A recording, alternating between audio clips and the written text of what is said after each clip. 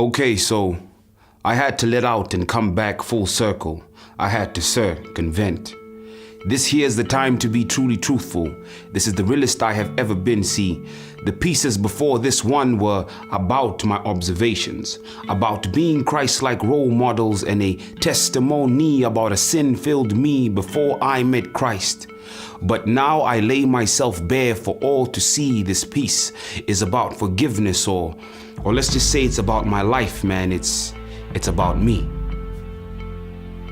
Unforgiveness is like taking 10 steps forward in reality when the whole walk was indeed just a dream, like one immersed in battle or profusely bleeding with no sight of help and no hope of winning, like a bird with wings trapped in a home with high ceilings, unable to take full flight because the sky is too far off, so the limit is the ceiling. Unforgiveness paints a picture of all their wrongs and highlights all your rights. Understand that the only person hurting when you harbor unforgiveness is you. Here's proof. So I'm like 11 or 12, this was before my teens. Living in the hood ghetto fabulous was supposed to be a dream, but it was something I could never get used to. To be truthful, I hated it because I couldn't fit in. I hated it because I was shaded because of the color of my skin. Couldn't understand how the standard for the next kid never applied to me. They drew a line for entrance, but I was the only one they charged an entrance fee, man. See, I came to hate the place and hate the very air that I shared with them, but still, I had to breathe. I let hate and anger break and damage me. I couldn't see love because I couldn't even see me. Phase 2, pain ensued and I'm blinded by bitterness's views. Now I'm accused of raping a girl. Mind you, at the time, I'm only 12. My best friend was Super Mario and Street Fighter's Ken. If you've ever played Street Fighter, please help me when I say Hadou. Ken, man, I mean, I'm only 12. Now false fake lies had me standing in a courtroom in front of a judge.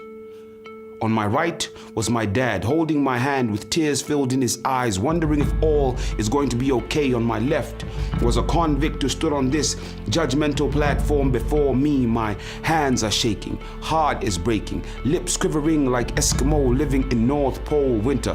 Judge speaks or snap, I can't hear my heart beat. He is quick to say that if found guilty, you're going to do 15 to 25 years easy. I'm 12.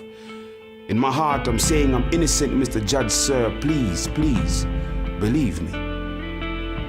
Mama stayed at the courtroom door to pray.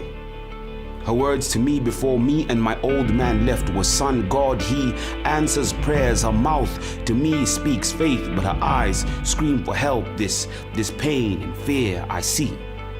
This moment hit the family hard like a Chris Brown kick to the dome. It was front and center like front page news on morning newspapers. But God, he arose like an anime boss, powered up, fired up, and left my enemies a high casualty loss count. So now the ones that accused me came and confessed openly. They say that we're sorry. We just wanted to make a quick buck. Originally, it was all about the green. It was all about the money. They say we have seen the kind of relative cars that come to your home on weekends. Our assumption was that you too had money. All we wanted was a little something from your family to end high this our weekend. So their confession meant I'm free. Yes, God, he saved me. But now I'm 12 and I'm angry. I hate all these women, I say. Well, all women except for my nana and of course my mommy. Fast forward into my teens, I'm 16 or 17. A girl comes up to me and says openly that she likes me. Now I'm too angry, too messed up to see the honesty in what she just said to me, all because of the unforgiveness I had been holding. So I ask her, why do you like me? She's silenced by my aggressive demeanor and hateful facial expression. Before she even responds, I walk off into the sunset. Man, it's hot as hell. At this point, I know that not all dogs go to heaven. Now that's a movie reference. See, this hurt had me blind to what love is. And you know that where there's no love is where lust lives. So here I was, 17 and lost to a porn addiction. Hating the girls I see, but lusting for these girls on screen see the life that I was living. A friend tries to comfort me. He tells me that Jesus loves you. I look at him with Thomas eyes and tell him that when I see Jesus, I'll believe you. Fast forward, I'm 24 with daddy issues. Confusion at an all-time high, struggle to make sense of what a real man is. Relationship with God kind of repaired. I don't blame or hate him no more, and now kind of understand what love is. See, it took a moment of enlightenment to see that all along God, he fathered me, and in light of this newfound reality, I could now kind of understand how I let the happenings of life damage me, because ultimately, letting go is a choice. Holding on, too, is a choice. Now, I'm not a fan of the question or phrase, what would Jesus do? But if I, for a second, place foot in his shoes, would I hold on to all the wrongs people did to me? Would I look at some of the wrongs done me by some of my family and let relationships die because of my hypocrisy? How was it that I could hurt me for so long by looking at what was done to me, chainless but honestly? Unforgiveness is self-inflicted slavery. What about the people I had offended?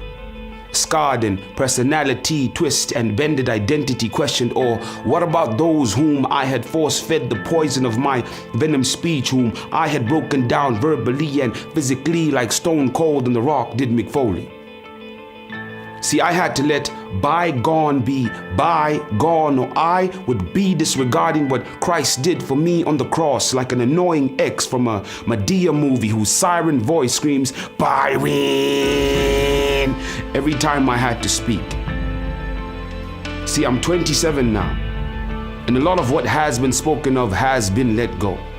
I let God put me back piece by piece, like Legos, and in time and process, all will be let go.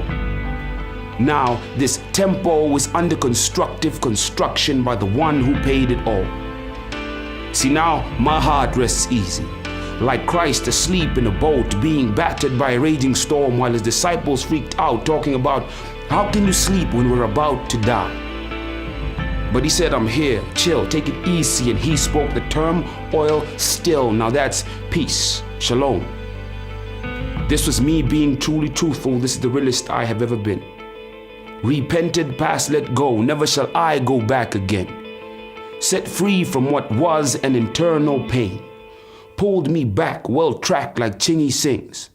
This is part 2 of Before I Met Christ, and with this, my story ends.